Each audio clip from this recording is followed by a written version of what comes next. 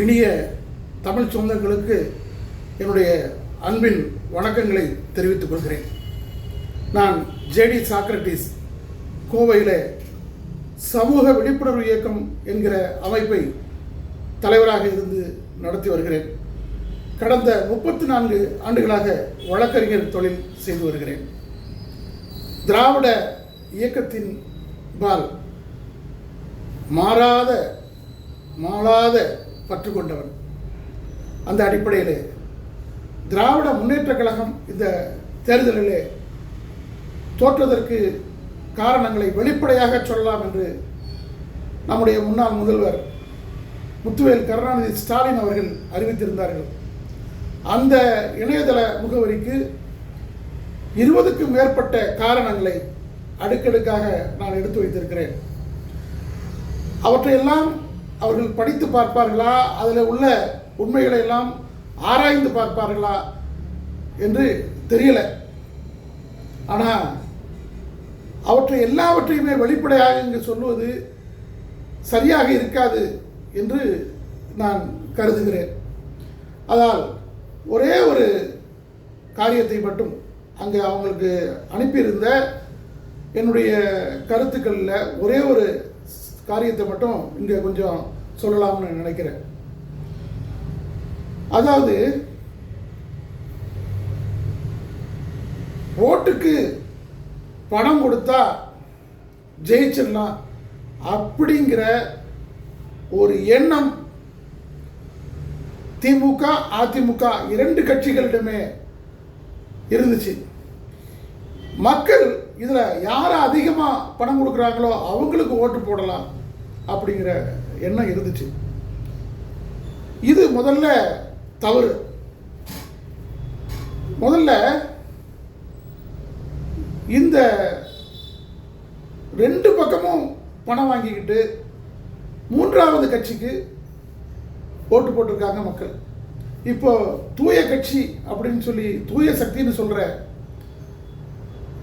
தமிழக வெற்றி கழக வேட்பாளர்களும் நிறைய தொகுதிகளில் 2000 ரூபா 1000 ரூபான்னு பணம் கொடுத்துருக்குறாங்க. அதுவும் நடந்திருக்குது. அதையும் மீறி இந்த தேர்தலில் சுமார் 17 லட்சத்தி சொச்சம் வாக்குகள் குறைவாக பெற்றதுனால திராவிட முன்னேற்ற கழகம் நிறையா தொகுதிகளில் வெற்றி வாய்ப்பை இழந்திருக்குது. அந்த கூட்டணி இவ்வளவு பெரிய வெற்றி பெற்றதே ஒரு மக்கள் முழுமையாக இவங்களை புறக்கணிக்கலை அப்படிங்கிறதுக்கு ஒரு சாட்சி. நல்ல சீட்டு தான் வாங்கியிருக்கிறாங்க. அந்த 17 லட்சத்தி சில்லற ஓட்டு குறைவானதுக்கு காரணம் கிறிஸ்தவர்கள் எப்போதுமே திமுகவுக்கு மட்டுமே வாக்களித்து பழக்கப்பட்ட கிறிஸ்தவர்களில் சுமார் 25 லட்சம் பேர் இந்த தேர்தலில் திராவிட முன்னேற்ற கழகத்துக்கு வாக்களிக்கவில்லை. இதற்கு காரணம் நம்ம எங்கேயும் போய் தேட வேண்டாம். எனக்கு தெரிஞ்ச காரணத்தை சொல்கிறேன். இவங்க பொதுவாக என்ன நினைக்கிறாங்க, கிறிஸ்தவ இஸ்லாமிய மக்கள்னா திராவிட முன்னேற்ற கழகம் சிறுபான்மை மக்களுக்கு கொஞ்சம் பாதுகாப்பான கட்சி. அவங்களால மத துவேஷம் அவங்கள்ட்ட இருக்காது. மத வெறியிலேயே நம்மளை அட்டாக் பண்ண மாட்டாங்க. அவங்க வந்தால் ஓரளவு நமக்கு பாதுகாப்பாக இருக்கும். மத வெறியர்கள்ட்ட நம்மளை பாதுகாப்பாங்க அப்படிங்கிற ஒரு எண்ணம் தான் இருந்துச்சு. அதனால தான் இந்த 2 சமுதாயத்தினரும் திராவிட முன்னேற்ற கழகத்துக்கு அதிகமாக வாக்களிச்சுக்கிட்டு இருந்தாங்க. இந்த தேர்தலில் கிறிஸ்தவர்களில் 25 லட்சம் பேருக்கு மேலே வாக்காளர்கள் திமுகவுக்கு வாக்களிக்கவில்லை. காரணம் என்னன்னு கேட்டிங்கன்னா, அந்த எப்போதுமே நமக்கு கிறிஸ்தவங்க ஓட்டு போடுறவங்க தானே, அவங்கெல்லாம் உள்ள சின்ன தலைவர்கள்லாம் நம்ம எதுக்கு பார்க்கணும்? பதவியில் இருக்கிற பேராயர்கள், திருமண்டலத்திற்கு இதில் இருக்கிற பொதுச் செயலாளர், இவங்களெல்லாம் பார்த்தா போதும்.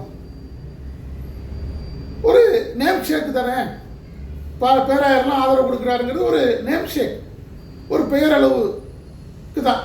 மற்றபடி மக்கள் நமக்கு ஓட்டு போட்டுருவாங்க அப்படிங்கிற அழுத்தமான ஆணித்தனமான நம்பிக்கை திராவிட முன்னேற்ற கழகத்தில் மேல இருந்து கீழே வரைக்கும் அத்தனை பேர்கிட்ட இருந்துச்சு. அதன் அடிப்படையில் தான் பேராயர்களை கூப்பிட்டு வச்சு பேசுகிறாங்க, அவங்கள்ட்ட வாக்கு கேட்குறாங்க. பேராயர்களும் திமுகவுக்கு வாக்களிக்க சொல்லி அறிக்கை கொடுத்தாங்க. அந்த பேராயர்கள் இன்னும் ஒன்று, சிஎஸ்ஐ தென்னிந்திய திருச்சபையுடைய பொதுச் செயலாளர் வழக்கறிஞர் பெர்னாண்டஸ் ரத்னராஜா, அவருக்கு கடந்த ஆட்சியில் சிறுபான்மையினர் பொருளாதார மேம்பாட்டு கழகத்தினுடைய தலைவர் பதவியாக கொடுத்தாங்க. காரணம் என்ன? அவர் தான் சிஎஸ்ஐ ஒட்டுமொத்த மக்களுக்கும் அவர் ஒரு பெரிய தலைவர். அவர் சொன்னால் ஓட்டு போட்டுருவாங்க. கிறிஸ்தவங்களுக்கு பேரளவுக்கு ஏதாவது ஒரு பதவி கொடுக்கணும், அது சிறுபான்மை பதவியில் இருக்கிற அந்த பதவியில் இவருக்கு கொடுத்துட்டா அந்த மக்களை திருப்திப்படுத்திடலாம் அப்படிங்கிற ஒரு நோக்கம். திமுக என்னுடைய கட்சி தான், ஆனாலும் நிறைகுறைகளை சொல்லாமல் இருக்க முடியல அப்படிங்கிற நோக்கம். அச்சா, அப்படி அவங்களுக்கு கொடுக்குறாங்க. அவர் கொடுக்கறதுக்கு முன்னாடி அவர் மேலே கொலை வழக்கு இருக்குது, மோசடி வழக்குகள் இருக்குது, பொது சொத்தை அபகரித்தாருங்கிற வழக்கு இருக்குது. இதெல்லாம் பார்க்காம நீங்கள் அவருக்கு பதவி கொடுத்தீங்க. இன்னும் சில பேராயர்கள் மேலே மோசடி வழக்குகள் இருக்குது. ஒவ்வொரு திருமண்டலத்திலையும் அந்த பேராயர்களுக்கு எதிரான அணி இருக்குது. இந்த பெர்னாண்டஸ் ரத்னராஜாவுக்கு தமிழ்நாடு முழுவதும் எதிரான அணி இருக்குது. இத்தனைக்கும் அவர் ஒரு குறிப்பிட்ட ஜாதிக்காக பிற சமுதாய மக்களை எல்லாம் இழிவா நடத்தி இரண்டாந்தர மக்களா, கிறிஸ்தவர்களிலேயே அவர் சார்ந்திருக்க சமுதாயத்தை தவிர பிற சமுதாய மக்கள் எல்லாம் இரண்டாந்தர மக்களா நடத்திக்கிட்டு இருக்கிறாரு. அதனால அவர் சார்ந்திருக்க அந்த ஜாதியை தவிர பிற சாதி மக்கள் எல்லாம் அவருக்கு எதிரான மனநிலையில் இருந்தாங்க. அவருக்கு அந்த பதவி கொடுத்ததே சிஎஸ்ஐ கிறிஸ்தவ மக்களுக்கு பிடிக்கல, ஒரு காரணம். அடுத்தது, அவர் தமிழ்நாடு பூரா எங்கேயோ அங்கங்கெல்லாம் போய் அவர் மீட்டிங் போட்டு ஆதரவு திரட்டி காட்டுறாராம். அப்படி காட்டணும்னா எங்கே காட்டணும்? நீங்கள் தனியாக ஒரு மண்டபம் எடுத்து அங்கே கிறிஸ்தவ மக்களை வரவழைச்சி உங்கள் செலவில் வரவழைச்சி நீங்கள் அரசியல் கட்சிக்காரங்களை கூப்பிட்டு பண்ணியிருக்கணும். ஆதரவு கொடுங்க, இவங்க தான் கேண்டிடேட்னு அறிமுகப்படுத்திருக்கணும். அதை விட்டுட்டு திருமண்டல மக்கள் போடுற காணிக்கை காசில் சட்டத்துக்கு புறம்பா சர்ச்சு வளாகத்தில் உள்ள மண்டபங்களில் நீங்கள் திருமண்டல காசு காணிக்கை காசை வச்சு மீட்டிங் போட்டு திமுக வேட்பாளர்களை அங்கே வர சொல்லி அறிமுகப்படுத்துறீங்க. ஏற்கனவே இவங்களுடைய ஜாதி வரியினாலையும் அவங்க உள் ஜாதிக்குள்ளேயே நேர்மையாக நடந்துக்காததுனால அவங்க ஜாதிக்குள்ளேயும் எதிர்ப்புகளை வைத்திருக்கிற பல வழக்குகளில் சோசியல் மீடியாவிலையும் செய்தித்தாள்கள்லையும் அன்றாடம் உலா கொண்டிருக்கிற பேராயர்களை வச்சு நீங்கள் மீட்டிங் போடுறீங்க. உதாரணத்துக்கு கோயம்புத்தூர் சொல்கிறேன், நான் அது தவிர்க்கணும்னு சொன்னேன்.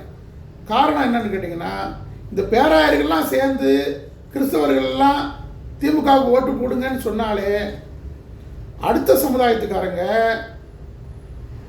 ஓஹோ இது எல்லா கிறிஸ்தவனும் சேர்ந்து ஓட்டு போடுறான், அது நமக்கான கட்சி இல்லை, திமுக நமக்கான கட்சி இல்லை அப்படின்னு சொல்லி பிற மதத்தினர் அப்படி ஒரு எண்ணம் வாக்குகளை மாற்றி போடுறதுக்கு வாய்ப்பு இருக்குது. இதெல்லாம் நான் தேர்தலுக்கு முன்னாடியே இதை தவிர்க்கணும் அப்படின்னு சொல்லி நான் சொன்னேன். உண்மையாக திமுகவுக்கு நீங்கள் ஓட்டு ஜெயிக்கணும்னு நீங்கள் நினச்சிங்கன்னா கோயம்புத்தூர் பேராயருக்கு நான் எச்சரிக்கை விட்டுத்தேன், பெர்னாண்டஸ் ரத்னராஜாவுக்கு எச்சரிக்கை விட்டேன், கோயம்புத்தூரில் இருக்கிற நின்ன திமுக சார்பில் நின்ன அத்தனை வேட்பாளர்களுக்கு நான் இதே மாதிரி காணொலி மூலமாக எச்சரிக்கை விடுத்தேன். இப்படி ஒரு மாறுபாடான எண்ணம் பிற மதத்தினர்கிட்ட வந்துடும், அதனால் இதை தவிருங்க அப்படின்னு சொல்லி சொன்னேன். என்னுடைய கூக்குரலை யாருமே கேட்கல. இது மாதிரி உள்ளுக்குள்ளே இருக்கிற பல பிரச்சனைகள். இந்த பெர்னாண்டஸ் ரத்ன ராஜாவாக இருக்கட்டும், இன்னும் பெந்தகோஸ்தில் இருக்க பெரிய தலைவர்கள், பிரச்சாரகர்கள், மேடையில் முழங்குறவங்களாக இருக்கட்டும், கிறிஸ்தவ போதகர்கள் எத்தனை பேர் அத்தனை பேர் இருக்கட்டும், யார் ஆட்சிக்கு வந்தாலும் அங்கே போய் நின்று கர்த்தர் தான் அவங்கள உருவாக்குனார், கர்த்தர் தான் அவங்கள கொண்டு வந்து இருக்கிறாரு, உங்களை எளியவனை புழுதியிலேருந்து எடுத்தார், ராஜாக்களை தள்ளி ராஜாக்களை ஏற்படுத்துகிறவர் கர்த்தர் தான், நீங்கள் கர்த்தருடைய சித்தம் நீங்கள் வந்தது, யார் வந்தாலும் அதை சொல்லுவாங்க. இப்போ அது வெளிப்படுத்து. ஒரு பெரிய போதகர் அடிமட்டத்தில் வாங்குற லஞ்சம் முதலமைச்சர் வரைக்கும் போகுது அப்படின்னு கேள்விப்பட்டோம், அதனால தான் தோற்று போச்சுன்னு சொல்றார். அவரும் மேடையிலிருந்து ஆதரவு கொடுத்தவர். இதுதான் நீங்க பெரிய யோக்கியர்கள்னு நினைக்கிற திராவிட முன்னேற்ற கழக தலைமைக்கு சொல்றேன், அடிமட்டம் வரைக்கும் சொல்றேன், கோவை மாவட்ட பொறுப்பாளருக்கு நான் சொல்லிக்கிறேன். இதுதான் அந்த கிறிஸ்தவ போதகர்கள், பாதிரியார்கள், பேராயர்கள், இந்த பெர்னாண்டஸ் ரத்ன ராஜா மாதிரி பெரிய பதவியில் இருக்கவங்களுக்கெல்லாம் இப்படி தான் மாறி மாறி இருப்பாங்க. இதே பெர்னாண்டஸ் ரத்ன ராஜா அதிமுக ஆட்சியில் செல்லூர் ராஜு கூட சேர்ந்து, இன்னும் ராஜன் செல்லப்பா இவங்க கூடலாம் சேர்ந்து அவருடைய காரியங்களை செஞ்சுக்கிட்டு இருந்தவர் தான். திமுக வந்தோடனே அவங்க வர்றாங்க, நீங்கள் இவங்களெல்லாம் நம்பி போவீங்க, நாங்கள் கருத்தியல் ரீதியாக திராவிட முன்னேற்ற கழகத்துக்கு வாக்களிங்கன்னு சொல்லி நாங்கள் எவ்வளவோ பிரச்சாரம் பண்ணியிருக்கிறோம். நானும் சமூக விழிப்புணர்வு இயக்கம்னு ஒரு அமைப்பு வச்சுருக்கிறேன். எங்களுடைய தலைவர் விருத்தாச்சலத்தில் எங்களுடைய தலைமை ஒருங்கிணைப்பாளர் அன்பிற்குரிய அண்ணன் டாக்டர் சாமி ராஜேந்திரன் அவர்கள் வந்து விருத்தாச்சலத்தில் இருக்கிறாங்க. முகநூல் மூலமாக, சமூக வலைதளங்கள் மூலமாக அவர் பண்ணாத திமுகவுக்கு ஆதரவாக பண்ணாத பிரச்சாரம் இல்லை, நான் பண்ணாத பிரச்சாரம் இல்லை. அதே மாதிரி தவறுகள் கண்ட இடத்துல அதை சுட்டி காட்டி இருக்கிறோம். இதனால எங்களை பிடிக்கிறது இல்லை. அந்த நாங்கள் சுட்டி காட்டிய தவறுகள் அப்பப்போது திருத்தப்பட்டிருந்தால் இந்த தோல்வி வந்திருக்காது. நீங்க இந்த மாதிரி இந்த பேராயர்கள் இந்த இவங்களெல்லாம் நம்புறதை விட்டுட்டு கிறிஸ்தவர்கள்லையே கருத்தியல் ரீதியா உங்களுக்கு ஆதரவு கொடுக்கறது யாரு, எப்போதுமே உங்க பக்கம் நிற்கிறவங்க யாரு அப்படின்னு பாருங்க. இந்த மாதிரி பல பிரச்சனைகள் இதுல தான் கிறிஸ்தவர்கள் அதிருப்தி அடைஞ்சு ஒரு 25 லட்சம் கிறிஸ்தவர்கள் திமுகவுக்கு வாக்களிக்கல. அதுக்கு அங்க உள்ளூர்ல உள்ள பல அரசியல் பிரச்சனைகளும் இருக்குது. இப்போ தூத்துக்குடி மாவட்டம், திருநெல்வேலி மாவட்டம், இந்த மாவட்டங்கள்லாம் எடுத்துக்கிட்டிங்கன்னா கிறிஸ்தவர்கள் அதிகமாக இருக்கிற பகுதிகளில் கூட தாவேக அதிகமான வாக்குகள் வாங்கியிருக்குது. சில தொகுதிகளில் ஜெயிக்கலைனாலும் அதிகமான வாக்குகள் வாங்கியிருக்குது. அந்த வாக்குகள்லாம் திராவிட முன்னேற்ற கழகத்தில் விழ வேண்டிய வாக்குகள். ஏன் போனாங்கன்னா அங்கே லோக்கலில் உள்ள திராவிட முன்னேற்ற கழகத்தினுடைய எம்எல்ஏக்கள், கவுன்சிலர்கள், பிரசிடென்ட்டுகள் இவங்கெல்லாம் சரியாக செயல்படலை. உள்ளூருக்குள்ளேயே கட்சிக்காரனை காட்டி கொடுக்கறது, கூட்டி கொடுக்கறது, இந்த மாதிரி அயோக்கியத்தனங்களில் ஈடுபட்டதுனால கட்சிக்கு அங்கே வலுவிழந்து போச்சு. கோயம்புத்தூர்லாம் வழக்கமாக போடுறவங்கலாம் திமுகவுக்கு ஓட்டு போட, கிறிஸ்தவங்க ஓட்டு போடலை. காரணம் வந்து என்னன்னு கேட்டிங்கன்னா, இவங்க முன்னின்று திராவிட முன்னேற்ற கழக வேட்பாளர்கள் யாரை போய் அணுகி பெரியவங்கன்னு நினச்சி மேடை போட்டு கௌரவிச்சாங்களோ அவங்க அத்தனை பேர்லையும் மோசடி வழக்கு இருக்குது, கொலை வழக்கு இருக்குது, அடுத்தவர் மனைவியோட வாழ்கிறார் அப்படிங்கிற வழக்குகள் இருக்குது. இப்படி சர்ச்சைக்கு உள்ளவங்க நின்று ஓட்டு போட சொன்னால் மக்கள் ஓட்டு போடுறதுக்கு என்ன முட்டாள்களா? அதே நேரத்தில் வெளிப்படையா இப்படி ஒரு மதம் சார்ந்து ஒரு கட்சிக்கு ஆதரவு கொடுக்குறோன்னு சொல்லாதீங்க, அது எதிர்வினையை ஏற்படுத்தும்னு நான் கரடியாக கத்திக்கிட்டு இருக்கிறேன். யாரும் கேட்கல. இதெல்லாம் காரணம். இது முன்னாள் முதல்வர் முத்துவேல் கருணாநிதி ஸ்டாலின் அவர்கள் கேட்டிருந்த அந்த இதில் வந்து என்னுடைய ஆட்சேபனையாக இந்த ஒரு கருத்தை நான் பதிவு பண்ணியிருக்கிறேன். அதை உங்களுடைய கவனத்திற்கு கொண்டு வருகிறேன்.